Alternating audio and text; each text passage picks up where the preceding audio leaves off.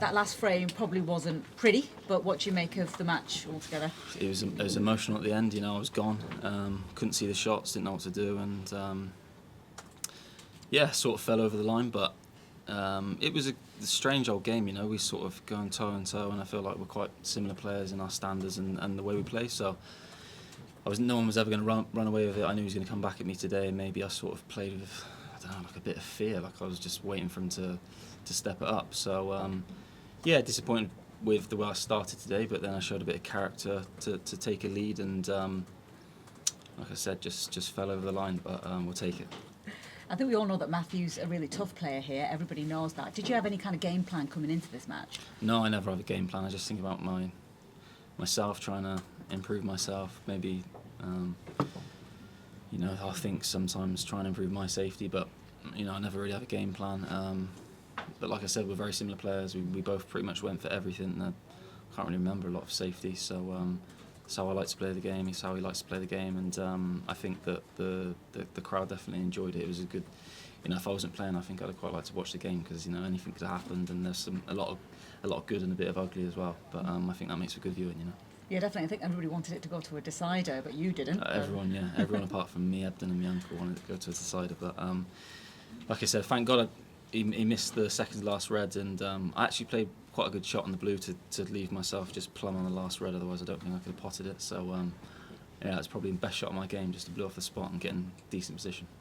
You've been working with Peter Ebdon. Was anything that he said to you going through your head in that match at any point? Yeah, quite a lot, until the end, where I just sort of forgot everything and just playing on instinct, and I couldn't play. I was gone. But he helped me a lot yesterday at 2-2. I was 2-0 up, and then I just went. He started coming back at me, and the interval, he sort of definitely helped me think differently, and I think that little 4-frame burst was the difference in the end in the whole match. So nice one, Ebdon.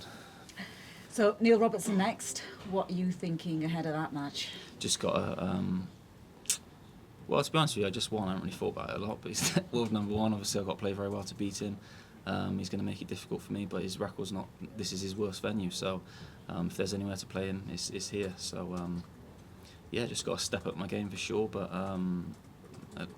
it's clear what I've got to do. I've got to play a very good snooker to beat him, and I think that I've got it in me anyway. He's the tournament favourite this year, and he's obviously had a great season.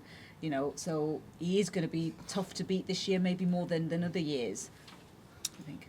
Yeah, but if you think like that too much, I think I might as well just go and not bother playing him. But I pushed him last year 13-9. I like to think I'm a better player now. I've got more of an all-round game. I think my scoring's better. So it's going to be interesting game. But I don't know what I've got to do. He's number one, like you said, best player in the world at the minute, sort of by quite far. So I just got to keep remembering you don't normally play great here. And what would it mean for you to get past that second round? Be fantastic, but the goal is, not to get to the quarters. This is the World Championship. I'm still trying to win my first title, and if I could win, imagine that, winning the world's first time. So that's what I'm sort of gunning for. All the best. Thank you. Thank you. Do a quick one for Talksport before the rest of it. Thank you very much. Same sort of stuff. Jack Lisowski through after a very tough match against Matthew Stevens. Jack, just talk us through the nervy bits at the end there. It was tough at the end. I sort of collapsed a little bit, so that's maybe a little bit disappointing for me. But I had some good stuff in that game, and I found a way to get over the line. It wasn't pretty, but like I said, we're both quite similar players, similar standard, and I sort of really thought the game was going to be like that. So went how I expected, and one of us had to win, and it just happened to me.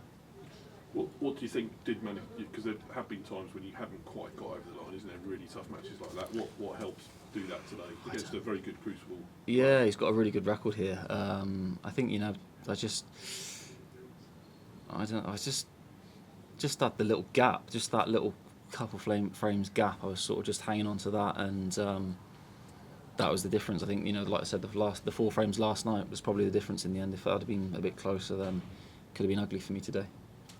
Next up, it obviously doesn't get any easier. You've got the player of the season. I think most people would call him Neil Robertson.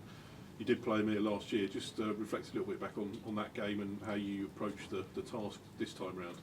Yeah, last year he played. I thought he played really well against me. I played good stuff, and he still beat me 13-9. I feel like he just was showing his experience at the right time. He had more an edge on me in the safety, and he just had a bit too much for me last year. So this year, like I said, I feel like I'm more of an all-round player. So I'm going to need to draw on that and combine some better safety with some heavier scoring. And if I do that, I think I can beat him. And you are sort of trying to get that sort of monkey off your back and win that first title. What would it mean if you could somehow do that here at the Crucible? Yeah, it would be incredible. It'd be it would make it worth the wait, should we say?